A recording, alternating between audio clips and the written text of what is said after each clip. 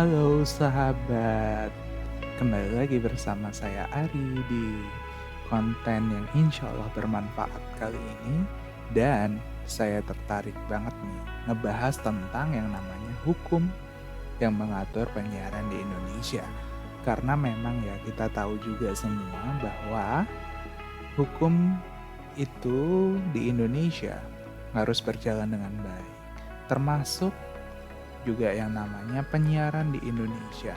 Nah, tahu nggak sih, ternyata ada beberapa hukum atau undang-undang yang bisa dikatakan ini menjadi payung atau mengatur juga bagaimana penyiaran di Indonesia ini berjalan dengan baik. Nah, kalau kita bicara tentang hukum penyiaran ya, nah itu nggak bisa nggak bisa dilepaskan sama yang namanya Undang-Undang Nomor 40 Tahun 1999 tentang pers.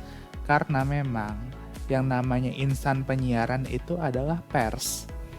Dimana disebutkan nih ya di pasal 1, di bab 1 lebih tepatnya ya, tentang ketentuan umum undang-undang tentang pers ini. Pers adalah lembaga sosial dan wahana komunikasi massa yang melaksanakan kegiatan jurnalistik meliputi mencari, memperoleh, memiliki, menyimpan, mengolah, dan menyampaikan informasi baik dalam bentuk tulisan, suara dan gambar, serta data dan grafik maupun dalam bentuk lainnya dengan menggunakan media cetak, media elektronik, dan segala jenis saluran yang tersedia. Nah, di situ dapat diambil kesimpulan bahwa pers ini adalah orang yang melakukan kegiatan jurnalistik. Tapi kalau kita bicara tentang jurnalistik ya, itu juga nggak jauh-jauh dari yang namanya berita, kemudian nggak jauh-jauh juga dari yang namanya media. Karena memang media massa saat ini ya, itu bisa dikatakan sudah mulai banyak dan juga mulai berkembang. Dari dulunya ke TV doang, sekarang orang bisa nonton TV via internet dan lain sebagainya. Nah, undang-undang pers ini diciptakan itu buat ngontrol gimana sistem pers di Indonesia dan juga bagaimana sih kode etik jurnalistik, kemudian juga bagaimana wartawan harus bertindak, kemudian dan masih banyak lagi lah pastinya tentang kemerdekaan pers juga dan lain sebagainya.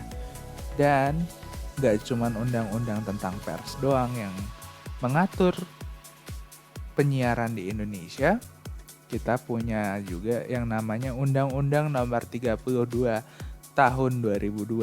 Ini ngebahas tentang yang namanya Komisi Penyiaran Indonesia. Jadi, kenapa undang-undang ini disahkan? Dan sebenarnya KPI atau Komisi Penyiaran Indonesia ini adalah satu lembaga independen ya, yang bisa dikatakan juga dia mengontrol semua siaran yang ada di Indonesia ini. Nah, sebenarnya kalau kita dari tadi ngomongin soal penyiaran ya, teman-teman tahu nggak sih penyiaran itu apa? Jadi penyiaran itu menurut pasal 1 di Undang-Undang Nomor 32 Tahun 2002 ini adalah kegiatan pemancarluasan siaran melalui sarana pemancaran dan atau sarana transmisi di darat, di laut, atau di antariksa dengan menggunakan spektrum frekuensi radio melalui udara, kabel, dan atau media lainnya untuk dapat diterima secara serentak dan bersamaan oleh masyarakat yang memiliki atau dengan perangkat penerima siaran. Nah, perangkat penerima siarannya ada radio, ada televisi, dan sekarang juga ada yang namanya internet, ya kan? Teknologi sekarang makin canggih ya, sahabat. Dan juga nggak bisa dipungkiri, undang-undang ini Mau itu Undang-Undang Pers tadi 40 tahun 99 dan UU nomor 32 tahun 2002 tentang penyiaran ini, bisa dikatakan dua undang-undang ini cukup baik untuk mengatur penyiaran di Indonesia. Nah, sekarang ternyata pemerintah masih belum puas dan akhirnya diterbitkanlah yang namanya P3SPS atau Pedoman Perilaku Penyiaran dan Standar Program Siaran. Jadi tujuannya adalah untuk memandu seluruh perilaku penyiaran. Mau itu announcer radio kah? Atau mau penyiar di televisi kah?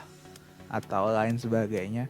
Dan juga bagaimana sih standar program siaran yang baik, yang istilahnya bisa mendidik anak-anak Indonesia itu biar semakin baik gitu.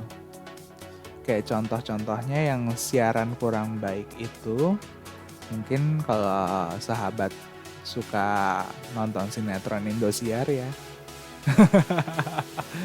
Salah satu TV swasta itu.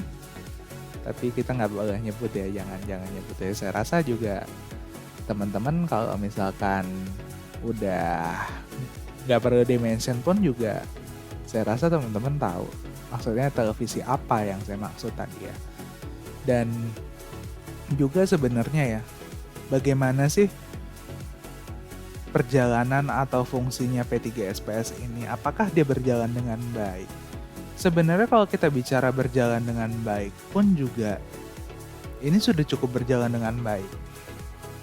Hal ini dibuktikan juga dengan yang namanya penghentian yang bisa dikatakan waktu itu sempat viral di media sosial dan juga di media nasional tentang sinetron di salah satu TV swasta itu yang katanya memperkerjakan anak di bawah umur untuk melakukan adegan yang seharusnya dilakukan oleh orang yang lebih dewasa ya. Nah, itu merupakan salah satu fungsi dari P3SPS dan juga implementasi dari Undang-Undang nomor 32 tahun 2002 tadi dan juga Undang-Undang nomor 40 tahun 1999 tentang pers itu sendiri. Nah, semoga nih ya kedepannya pers di Indonesia dan juga undang-undang di Indonesia itu bisa berjalan dengan lebih baik lagi dan juga bisa membantu kita lah ya untuk menciptakan program-program yang lebih baik dan juga program-program yang lebih bermutu lagi, karena Indonesia saat ini memerlukan program-program yang bisa dikatakan membangkitkan moralitas bangsa dan juga bisa memperbaiki akhlak bangsa Indonesia itu sendiri.